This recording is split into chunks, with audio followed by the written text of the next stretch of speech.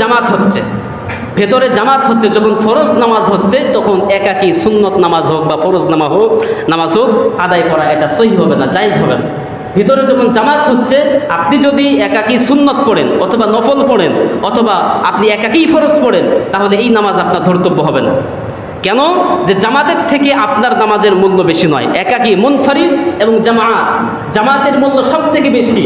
ইমাম যদি একজন ফাসেক হয়, আপনি জানেন ইমাম সাহেব মাত্রই সিগারেট খেয়ে মসজিদে আসছে, কি খেয়ে? সিগারেট খেয়ে মসজিদে আসছে।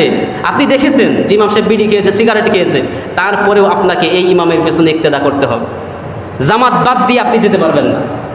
আপনি জানেন ইমাম বিড়ি খায়, সিগারেট খায়, তামাক খায়, গোল খায়, তারপরেও আপনি যেহেতু মসজিদে জামাতে শরীক হওয়ার জন্য আসছেন, আপনি কিন্তু এখন আর বের হতে পারবেন না। এখন আর সুযোগ নাই। এখন এই ইমামের পেছনেই আপনাকে ইক্তেদা করতে হবে। এরপরে আপনি যা করবেন সেটা আপনার ব্যাপার।